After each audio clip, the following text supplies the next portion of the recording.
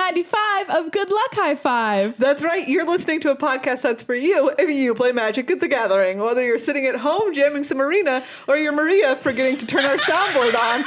So this is the second time that I'm doing this intro.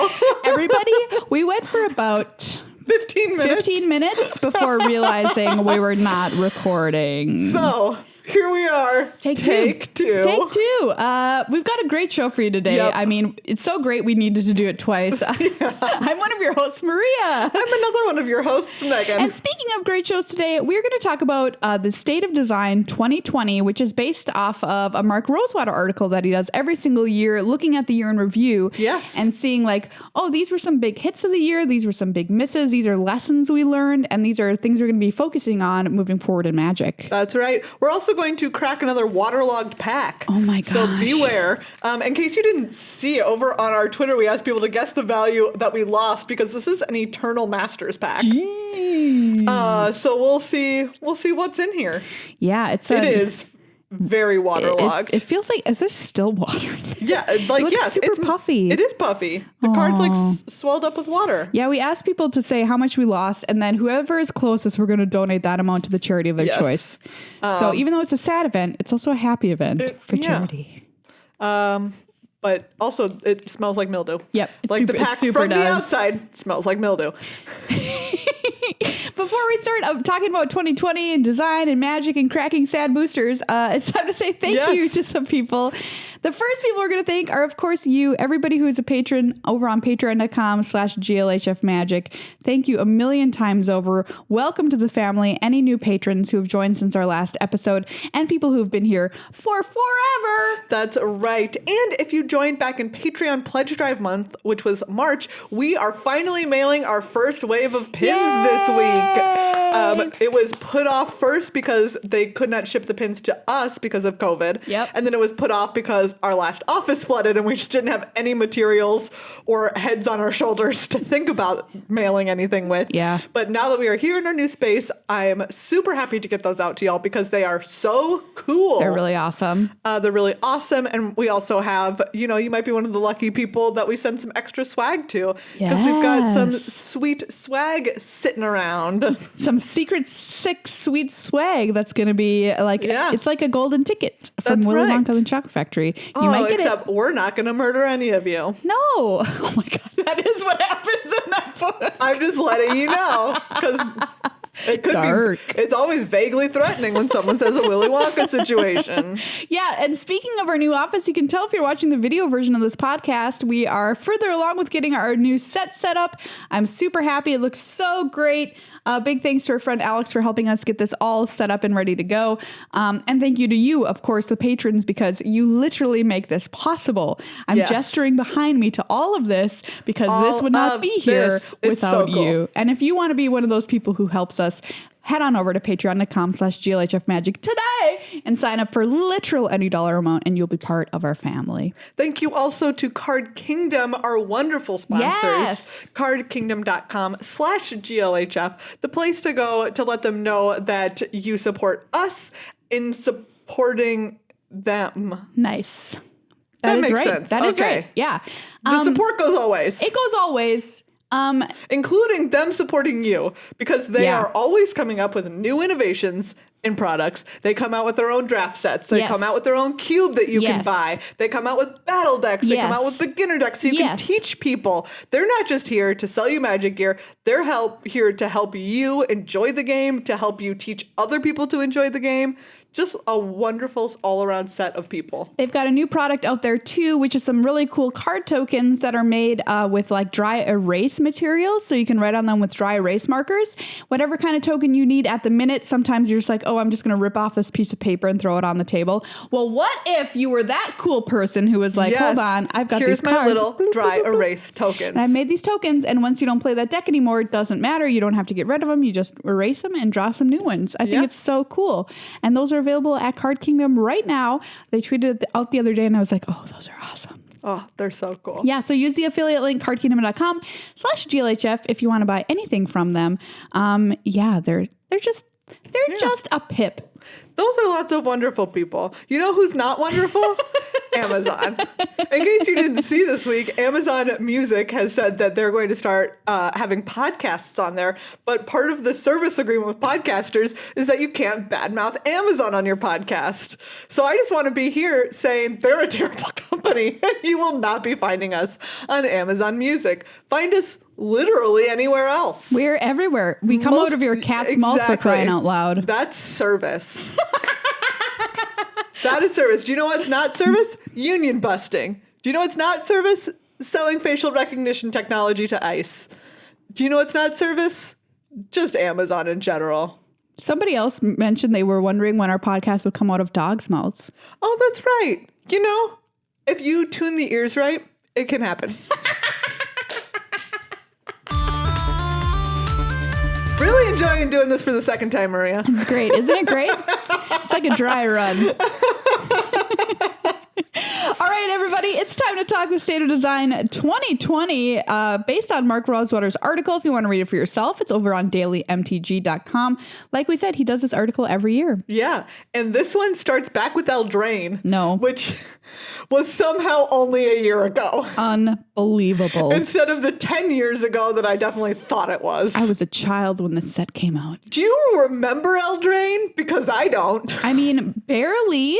It was so long ago. It was so long ago. This pandemic has made let's think. What are even some cards in Eldraine? Every second in a pandemic is actually worth 10 normal seconds. Which is terrible because you're living 1/10 of a second. Yeah, exactly. Like you get the happenings of 1/10 of a second, but the length of 10 seconds. And it's just 1 second.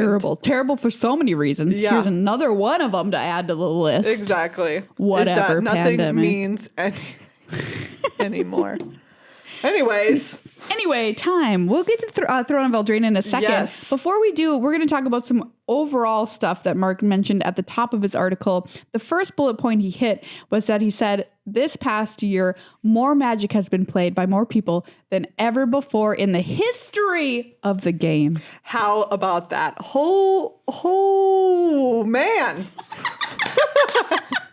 It's like, man, yes, he says right. More Magic product was purchased than ever before. Wow. More Magic digital play happened than ever before.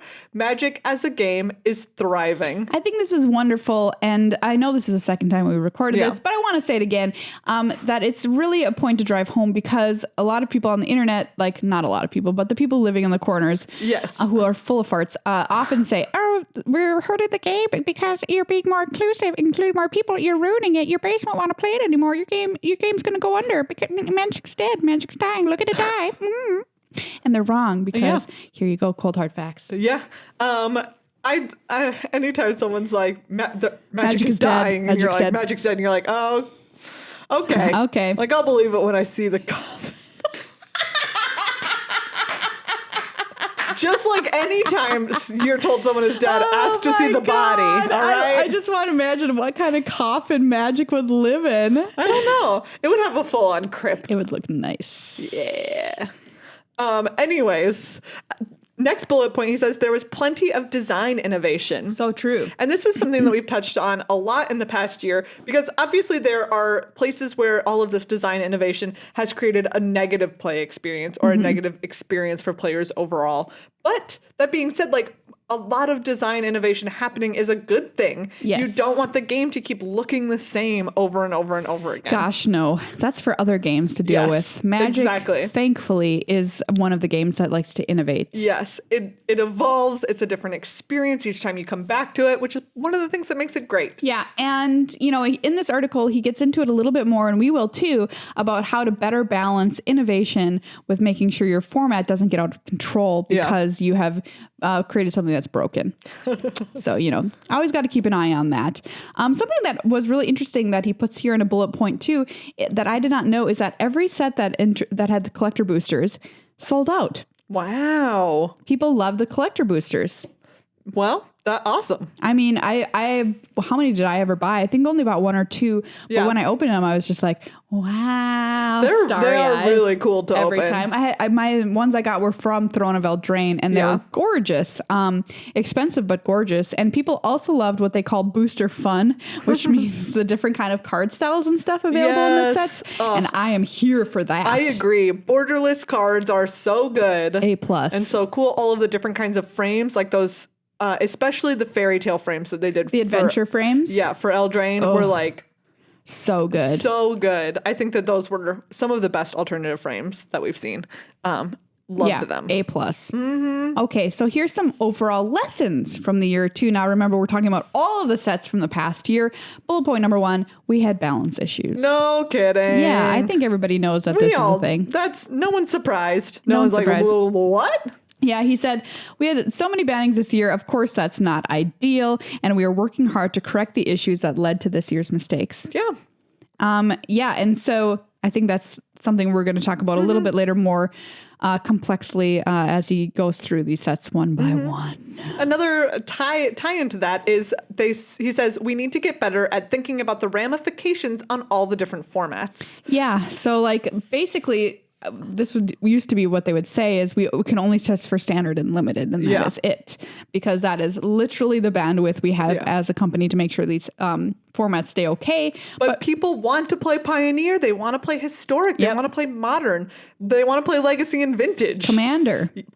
Like they want to play all of these different formats, and it needs to be fun. I've got to tell you, fun across all of them. I think this is the first time that I've actually seen from the mothership this commitment to saying, or at least somebody saying this, that we need to think about testing in these other formats too. Yeah, for sure. More on a more regular basis. Yeah. The final thing he points out is that this year could have been more mechanically cohesive. This is cool and not something that I've ever thought about before. Yeah. But kind of saying, hey, across all of these sets, like things didn't quite tie together all the time. Yeah, and that he points to being the part of the reason for that is that there is no more blocks. Yeah. So sets used to come out in blocks of 3 and then blocks of 2 and now just 1. Yeah. And now it's just like, well, how do we keep things together, still like having their own individual identity at these various planes that we travel to, but also play well together in standard or whatever format. A lot easier to do when 3 of those sets are on the same plane. Yes.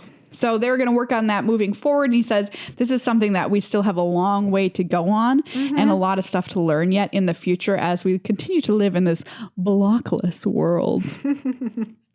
All right, first set up, Throne of Eldraine. Yeah, wow. Holy somehow only a year canola ago. Oil. Yeah, Yes. this is unbelievable that this was just a year ago. Okay, so highlights here. It was a top-down design set, which means they had the concept for the set, which was a fairy tale / Knights of King Arthur kind of flavored set, and then boom, they design everything underneath that. A+. It was a hit. And Mark says, we know he's been pushing for this. For 10 years. Yes, and there was skepticism from some people that it was not a good idea. Yeah, we interviewed Mark Rosewater. You can go find this on our YouTube page, youtube.com/goodluck55. And he talked about how like he initially came into this role and he's like, fairy tale set, we're doing it. And everyone was like, no, get out. You're mad. You're mad, Mark Rosewater. You're crazy. How could you? And he is. But he was also right. But he was also right. Yeah, this set was amazing. I love the theme, and it looks like so did everybody else. And he said Throne of Eldraine wasn't a hit in spite of the fairy tales, but because of them. Yeah, that's a great point. He says also the audience enjoyed the softer tone. So he said part of that worry was that, they worried that people didn't want a lighter toned set. And historically, they haven't always had a good track record with sets that are a little bit lighter. But he said that this exhibits the ways that Magic's audience is growing and changing and embracing, a wider variety of types of sets and tones from Magic. I love it. And this goes directly into what we talked about at the start of this, which was that more people are playing Magic than ever before. And we're widening that player base, meaning that we're going to have more opportunities for more unique environments and cool things to happen in Magic. And they're being supported by that player base now. So everyone's great. It should still be a place for hardcore fantasy, like Ravnica style stuff. But also there needs to be room for other, like lighter More playful stuff, which is like, we've been talking about that on the show a lot, I think. Yeah, you know? Absolutely. And it looks like everybody, not everybody, but like, lots of people enjoyed it. And lastly, he says adventure cards were loved. And what can we say except like, heck yes. Yes, those cards are so good. What a great mechanic. When we come to the end of the year, we award our Crimbies. Yes. And I feel like adventure... It's definitely going to be in consideration. Wait, did it win last year though? Because it was from like last year. This is from like the last year of Magic Design, which goes August to August. Okay, we probably did award it last year. Who knows? I'll look it up. Just give it to it again. Yeah. But adventure, like what a cool thing. Good early, good late, flexible. These are the things we look for in an award-winning, Crimbia-winning mechanic. Crimbia-winning mechanic. Next up, lessons from Throne of Eldraine. Yeah, so number one lesson, of course, Oko. Too many elk. Yeah. And, he mentions in here, and I think when we were first reading over this article, Maria was, like at the other computer in the office, and she was like, there's some stuff in here that you would think, oh yeah, duh. Like, guess what? Turning something into an elk shouldn't have been a plus ability. It should have been a minus ability. Yeah, for sure. It feels like so many other planeswalkers, like, I guess maybe some of them plus to protect themselves, but they certainly don't take... they just turn someone else's things into elks. That as well? Like, I don't know. Really way too powerful. It was just so powerful. Yeah. Oko, we barely knew you. Yeah, that... Especially with like turning something into an elk, that the problem with it being a positive, like a plus loyalty ability, is that you can just do it again and again and again and again. There's no cost to it for your planeswalker. No. It's actively beneficial, and you can just keep elking things forever. Elking things forever. What the elk, Oko. And and I'm sure Wizards of the Coast took a huge hit with, they had to eventually ban Oko, Thief of Crowns, and he was kind of like their hallmark planeswalker of that set, which you never want to see. I know. So I'm sure they took that lesson and they took it hard. Did really make a conversation point for Magic. So true. Like, what a talking point. I guess it really... it was a successful hallmark in that sense. That's true. Yes. Another lesson from Throne of Eldraine was another one of their mechanics. Let me see if you remember this one. Adamant. Yeah. And it was forgetful. Yes. He said, like, it's the mechanic in the set that was like, it was there. Yeah, it happened. Yeah. Which, I mean, he says that this is a lesson. I do kind of wonder, if we look at adventure and we're like, what a hallmark, what a cool thing. Like, is it possible and is it even healthy for a set to have three of those? I don't know. Like, I would argue that sometimes you need the adamant, which is like, it's a role player.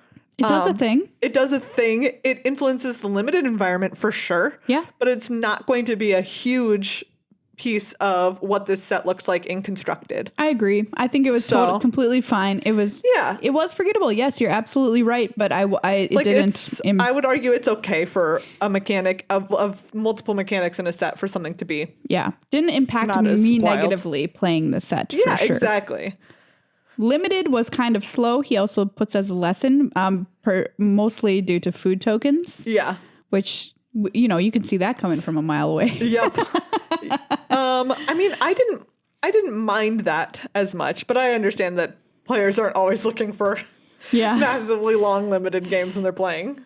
All right, what other set happened? Theros Beyond Death. Theros Beyond Death. I can't believe, it's so funny because I think we talked for years, literally, Maria, you and I were like, we need to go back to Theros. Yep. Let's go back to Theros. When are we going back to Theros? And then it happened. And now it's behind us. That's so wild. It really is. We obviously loved going back to Theros. And so did a lot of other people, because his top highlight from Theros Beyond Death is that people loved going back to Theros. Yes. It's a great plane. It's a great plane. So much fun. And I think that something that, kind of the push and pull of going back to a plane, especially one like Theros, is Mark talks about, hey, what do we give players that they love from the first time this came around? And what can't we give them because we only have so many card slots, especially because we're only doing one block for any given set here from here on out, unless it's something special. They couldn't put everything in the set that people wanted. Yeah. And he was sad about that. But also, come on, people. You can't do everything every time. I, for one, was very happy that Constellation returned. Yeah. I'm a huge Constellation fan. And I think Devotion, like, those are just two iconic mechanics to me. Yes. Ones that I love, ones that I remember. And he calls out Bestow as something later on. Yeah. He calls out Bestow as something that didn't come back, that was missing. And look, I am one of the people that was sad about Bestow, for sure, because that was my favorite part of original Theros. But I wasn't really cool. So upset that I didn't want to play it or was mad about it, because I know that if they go back to Theros again, which I'm sure we will, because people seem to love it, that Bestow will be there. Like more likely than not, I would say. Yeah, I agree with that. I love enchantment creatures. Yes. We can always talk about Theros more. Theros. We love it. Like that we got to see Elspeth again. Yep. That we got to see the gods again. Yep. Which are such a nice, right? We've always had the planeswalkers, not always, obviously, but in recent Magic memory, there's always been like the planeswalkers as your color alignment. Right. And I love that the gods offer a different way to express, like, a great way to put it. I love being a blue player. Yep. And I, for sure, identify more with Thassa than I do with Jace. Yes. Yeah, for sure. Absolutely. For sure. I would love for them to explore that space more. I'd be like, oh, hey, we're going to show you your alignment and what kind of player you are, what kind of deck this is through some kind of hallmark that's not a planeswalker. Yeah, exactly. And I think that like one of the cool things about Theros is that it has that for sure. They say players also liked Underworld and Escape, which, they were super cool. I thought Escape was great. Really cool mechanic. And I can hear the chains clinking in my head now. Yes, on every Arena. time something escapes. Ding, ding, ding, ding, ding, ding, ding, ding, ding, ding. He also mentions that like the Underworld was a way for them to return to Theros, but also show like a new face of this plane. Sure. Which absolutely. I think is very cool and very smart. Of like, we'll go back to Theros, but like, what if we show you a part of it that we never explored at all before? Great idea. And I'm sure they can do that on other planes too. Yep. Sagas, also a big hit, which, we are the biggest Saga fans you've ever seen. They're so good. Hello. When we talk about, going back to when he was talking about overall, like, design space and design innovation, Sagas were from a couple of years ago with Dominaria. Yeah. But, like, what a perfect example. Yes. Of pushing design space and coming up with something that is just a massive, beautiful addition to the game. Yes, and they will come back, I'm sure, and we'll see them in more sets because they are so, so wonderful at exactly what they do. They're so cool. And to play in a completely new creative space without being busted. It's, Saga's amazing. Thumbs up. Yeah. We could go on all day. Yep. Episode 3, what are we on? 396 will be all about how much we love Sagas. Just Sagas. For an entire hour. Get ready. Buckle up, buckos. Yeah.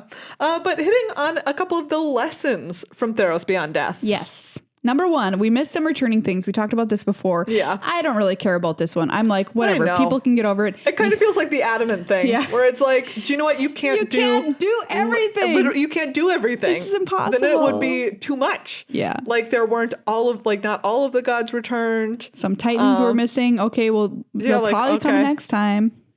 And I mean, this one, to be fair, is a real critique. The story was underwhelming. There was so much cool stuff. Like, I think part of returning to Theros was people have wondered, literally since the original Theros, what happened to Elspeth. Yeah. And what was going to be the next part of the saga of Elspeth. Right. And we still don't know. Exactly. The set happened and we don't know. Like, we technically know.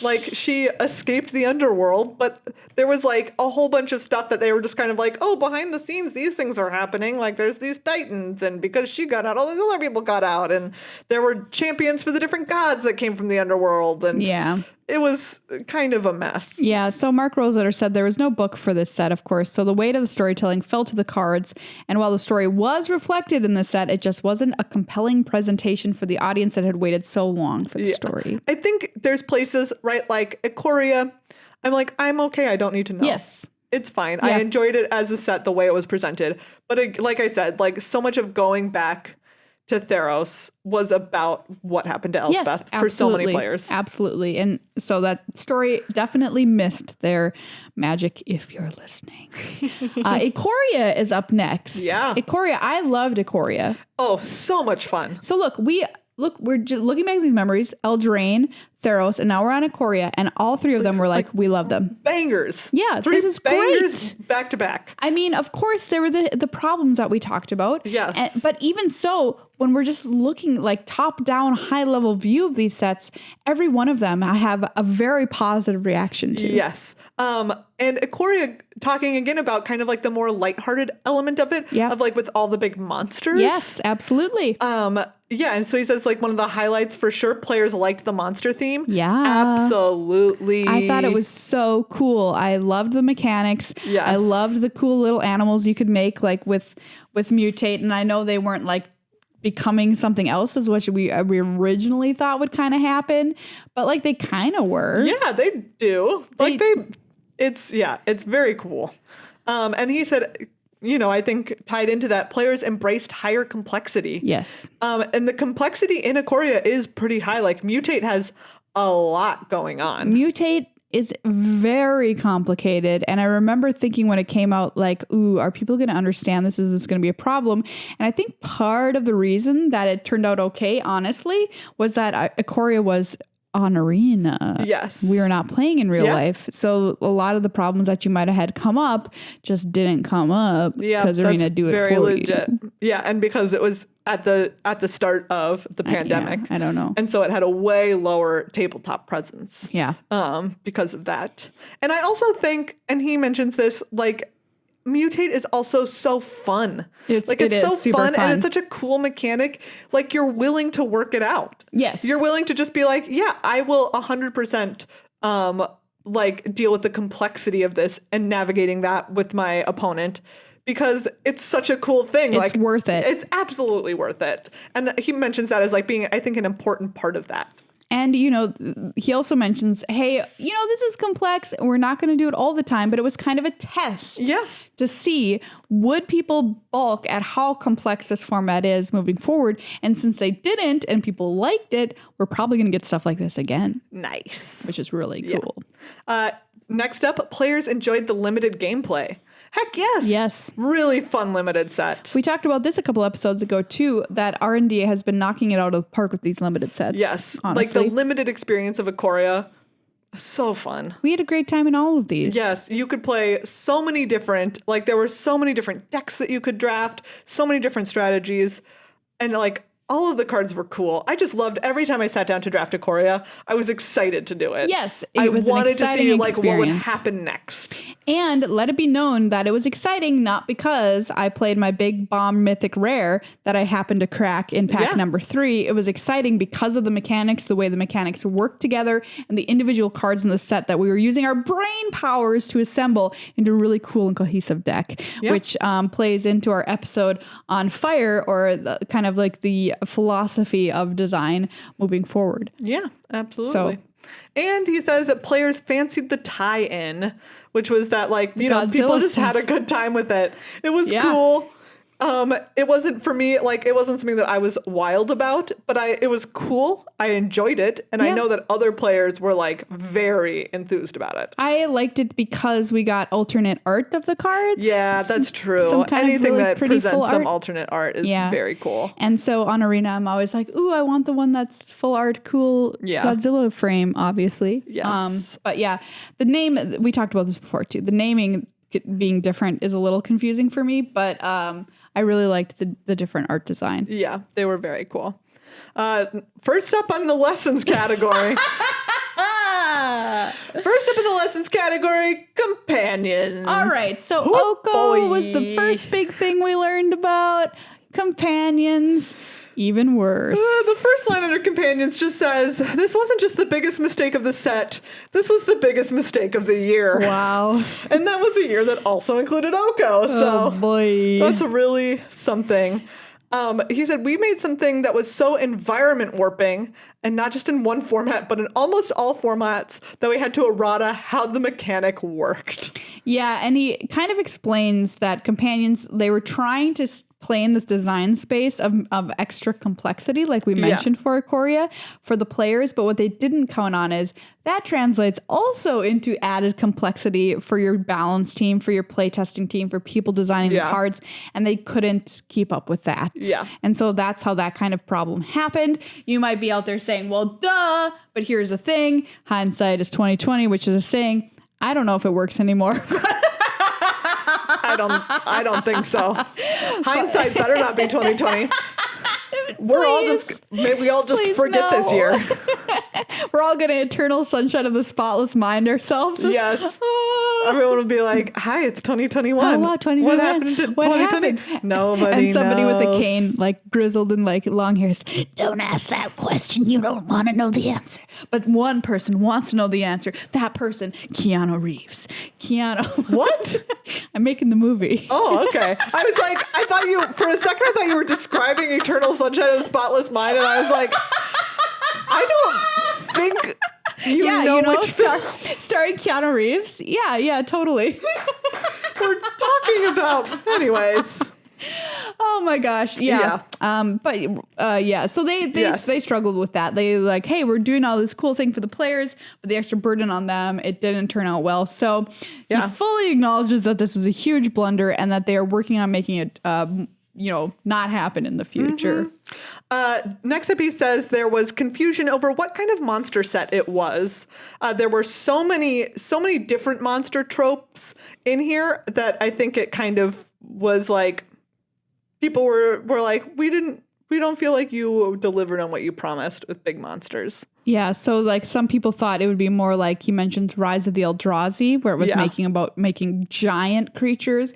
And in this case, he was like, no, that wasn't really what we meant. We just wanted you to make cool monsters. Yes, and like bonding with monsters. Yeah, they're your friends and whatever. Exactly. Yeah. So I think that's a fair point. Yep. And last up, he says unhappiness about the disconnect with the story. Yeah. Which, as we mentioned, like I felt like that was fine for me in this one because we had come from Theros where we were like, we wish that there was a story and there wasn't. And it was like, do you know what? I'm glad that this doesn't have a story that I'm looking for and isn't there. Yeah. How could there be? It was a new set, new plane, and there wasn't ever, I don't feel like maybe I missed it, but I mean, in the trailer, Vivian was like fighting some things. Yeah. But apparently there's a book. Okay. Anyways. I guess we can mark that one down as like, because we don't care. Well, we don't know what we're not missing. Yep. You know what I mean? There you go. Core set 2021. Oh, yeah. Is up next.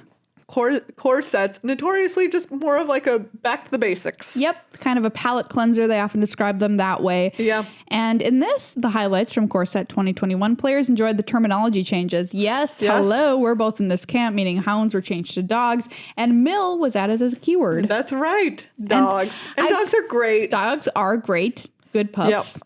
Yep. He says players loved the reprints. Oh, yeah. Yeah. Like Grim Tutor, Eugene. Oh, I love Eugene. I love Eugene, the Spirit Dragon. Yes, please. I shouldn't love Eugene. I do love Eugene. Solemn Simulacrum. Great. Oh, so.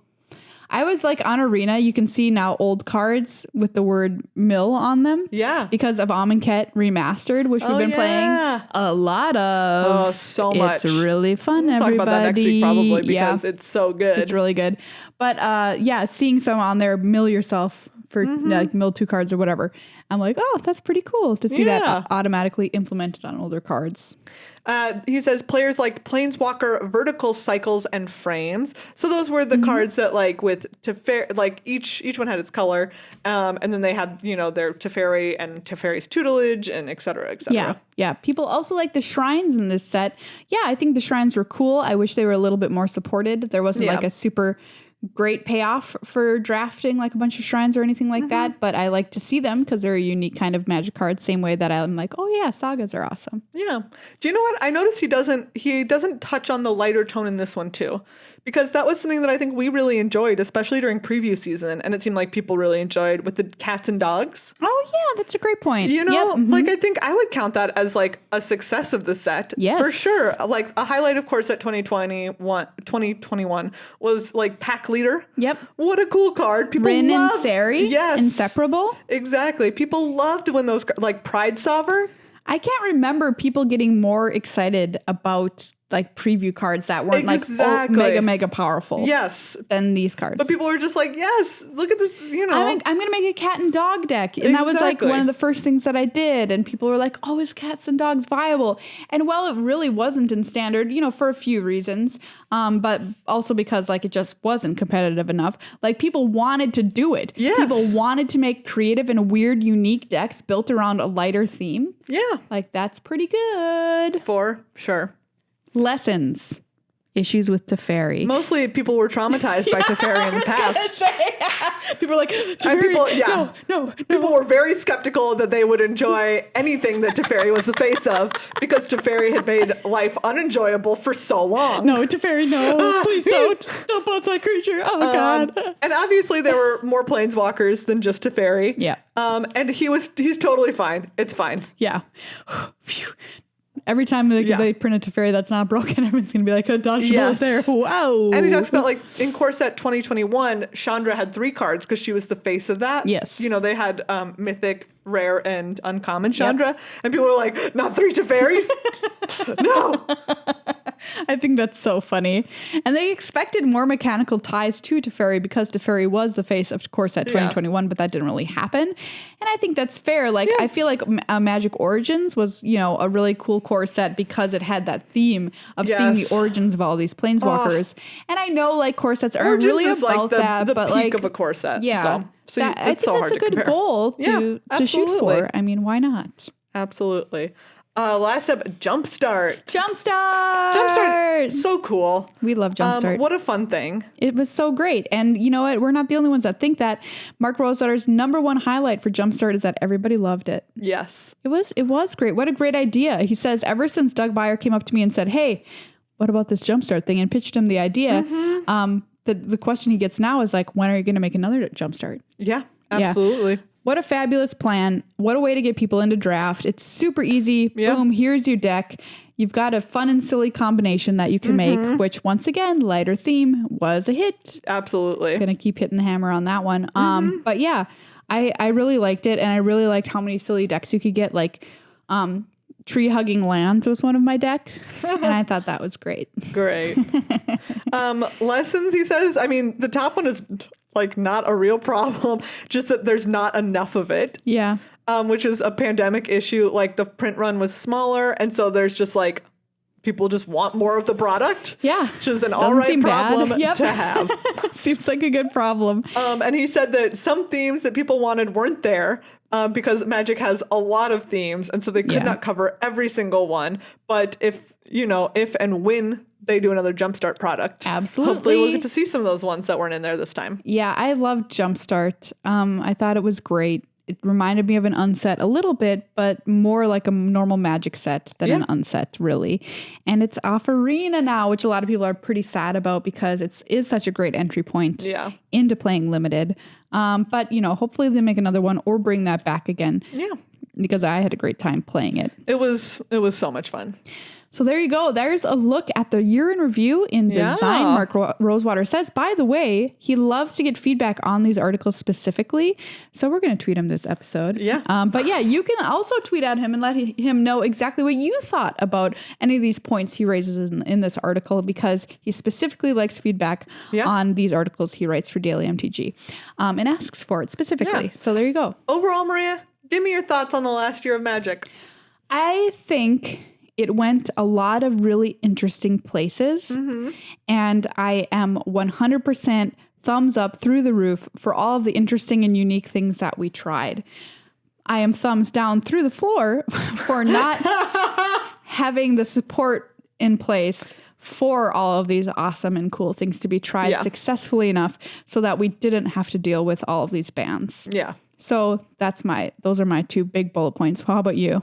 I think one of my biggest ones is that I think that we have permanently raised the bar on draft. Yeah. Yeah. That's a great point. It has now been consistently excellent. Yes. And it's happened across enough sets where it's like, oh, this is just, it's making me rethink what I want from a draft experience. Ooh. That I think that now if we went back to a draft experience from Dragon's Maze or something like that, I would be what is this? Like, I've now come to expect better. Like, they have been doing consistently better at making a great draft experience. Yeah, and we cannot I think that's very cool. Understate that enough. I mean, oversell that enough. This is like what I said about Game for the Seat at the World Championship. Oh yeah, when Maria just roasted Game for the Seat. By complete accident. Never fails to disappoint. Oh my God. Unbelievable. Never fails to impress everybody, okay? Never fails to disappoint. Yeah. And and I think I would agree that just like I think that it just feels chaotic to me with how much like every set being so powerful and trying to introduce so much power into it and then having to be like, oh no, reel it back in. Yeah. It just felt chaotic. And that's been that's a great point. My negative takeaway. Yeah. And we had our episode about how to potentially fix some of those issues with play design and play testing. With a method that we call, instead of fire, FERB.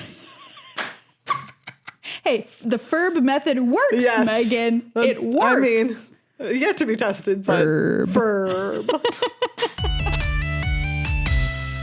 All right, you ready to crack this gross pack? It's time for another sad pack opening. All right, this, like we said, is Eternal Masters. It already, I can smell it from here. And it's not that new pack smell, everybody. I know. Let's see I wonder if we're even gonna be able to like figure out how much value was in here. They might be so. Oh, I'm gonna go to Card Kingdom and look up these card prices. Okay, we had what I think was a foil Mog War Marshal. Can we be sure about that? No, we can't be sure it was foil. Mog War Marshal. Checking it out now. I mean, it's just a common, so I think $1.29. All right. I mean, you gotta put it in the calculator. Yep. Calculator. Okay, I found a rare. Luckily the rare came off. Oh, okay. The rare is Entomb. Oh, is it a foil? No, this one is not. Oh, okay. We do have a foil back here, though. Entomb. $17.99. All right. Add it. You need to can you make a little spreadsheet. I've got to find one with like you can put in multiple inputs. Multiple inputs. What? For a calculator. Oh, just like open this. an Excel tab. Here we go. Oh, okay. I don't know how to use Excel. All right, fair enough. So all right, Entomb, however much that was. Okay, that was $17.99. All right. Ooh, here's a foil Deadbridge Shaman. Okay. Enter $17.99. Foil Deadbridge Shaman. Mm-hmm. What does that card do? It says when it dies, target opponent discards a card. Deadbridge Shaman. Let's see. Is there a foil version? Because it's like 25 cents normal. Oh, well, I'll even put it in at just 25. Okay. 25 cents. 25 cents. I found our token. I don't know that I'm going to get our land out of here. Oh, I had Mog War Marshal, which is like a buck something or other. That one was $129. Adding $129. If there's a land in that pack, we're not finding it. Okay. Ooh, here we go. Ancestral Mask. Ooh, I love that card. Yeah, of course you do. Where are my enchantments at? Ancestral Mask, $129 once again. All right. $129. Prismatic Lens. Okay. Prismatic Lens. Oh, this is just nasty. That one's 69 cents. Nice. Let's see. These are actually coming out better than the other ones. I mean, so far, I think once we get to the front of the pack, the back of the pack was slightly better. Oh, Maria, it's another enchantment. It's Armadillo Cloak. Oh, Armadillo Cloak. I love you. Armadillo Cloak. I'm just happy there's a card magic with the word armadillo on it. Let's be real. Fair enough. $199. Twisted Abomination. Okay. Sounds like an 80s band. Ugh. Twisted Abomination. Drum roll, please. 29 cents. 29 cents. I feel like we're playing the prices right here. Yeah. Nature's Claim. Oh, this is moldy between here. Oh, no. Gross. Hey, man. Water damage. Not a joke. We're not joking. Gross. Nature's Claim. Let's go. Nature's Claim. 49 cents. Wow, why is that more expensive? We'll never know. I guess it's more sideboards. Tidal Wave. Tidal Wave? All right. Ugh. Maria's laughing at how I'm holding these cards, which It's is very funny. away from my body. 25 cents. 25 cents. Add a quarter. Oh, curd ape. Oh, curd ape. All right. Curd ape. What are we looking at here, Mr. Ape? 25 cents. Oh, blossoming sands. Oh. Curd ape. 25 cents. Hold on. Throwing a quarter in the bucket. Blossoming sands. One moment. Yeah. That's why I was not an accountant, everybody. Well, I mean, one of the reasons. One of many reasons. 29 cents. 29. Stupefying touch. I don't remember this one. 1 in a blue. Enchantment. Enchant creature. When it enters the battlefield, draw a card. Enchanted creature's activated abilities can't be activated. How do you spell stupefying? Stupefying. Ah. Oh, I'm gonna go wash my hands. Gosh, that one's not even coming up. Okay. Oh, wait, I Commune spelled with it the wrong. gods. I spelled it wrong, okay. everybody. It's 25 cents. Oh, commune with the gods. Yeah. I'm scratching my nose with a microphone because I don't want to touch my face with my hands. There's been 4 commune cards. Oh. That one's also a quarter. All right. This feel pack like is it's not kinda- proving to be very profitable for us. I mean, yeah. Oh, I What do we don't got? know what this is. It just looks like a weird hand. Some kind of elf druid. It's always a mystery game here. What is this card? Okay, wait. Here we go. I have part of the I name. don't know. I'm going to put 25 cents in for it, though. Blight. Oh, blight. Soil. Yeah. Blight. Not blight soil druid. Yeah. We got there. 25 cents. We were right. It was 25. All right. Ballynock cohort. BALL. BALLYNOCK. Cohort. Ballynock cohort. Wow, I do not remember these cards. Me Also neither. quarter. Huh. All right, and then it's Mogward Marshall. All right, so the total, grand total of this Eternal Masters Flood Pack, 2607. All right. Well, we'll go find whoever is closest to to that. 20, like Price is Right. Yeah. Closest without going over. Yeah. All right. And 2607 will be donated to the charity of their choice. Thanks for playing along, everybody. If you didn't play along, follow us on Twitter over at GLHF Magic, and you can play along with us with fun games like Flood Damage Cards. Really fun. Really fun. Just great content overall. Do you want to wash your hands? I Wanna really watch do, those but raccoon let's, paws? yeah. Let's wrap up this episode so I can go wash my hands. Okay. Hey, everybody, it's time to say thank you to our other sponsor of the show. It's Ultra Pro. That's right. Ultra Pro makes some of the coolest stuff with great magic art.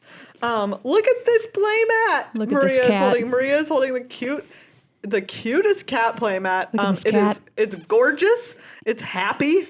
It's from the cat's Secret Lair Oh, it's so release, joyful. which it's really cool because, like you said, Ultra Pro always does really awesome art on their products. Mm-hmm. And here you go, Secret Lair art of the kitty cat. So if you want to celebrate all of the different cool ways that Magic is diversifying the art on Magic cards, yes. like Ultra Pro is just one of the coolest places you can go to do that. They also have, like we were talking in this episode about the Throne of Eldraine adventure cards. Yes. And they have art from those adventure cards on playmats. Look at this one. Hello. Yes. Oh my God. This is from it's which? so good. This is another Secret Lair art. Yeah. You all are going to tell me in the comments. I can't remember because I don't remember which one either is. But I just I keep thinking about like the Order of Midnight playmat that they have. Oh yeah, beautiful. That art is so gorgeous and that playmat is so cool. So Ultra Pro, great place to go.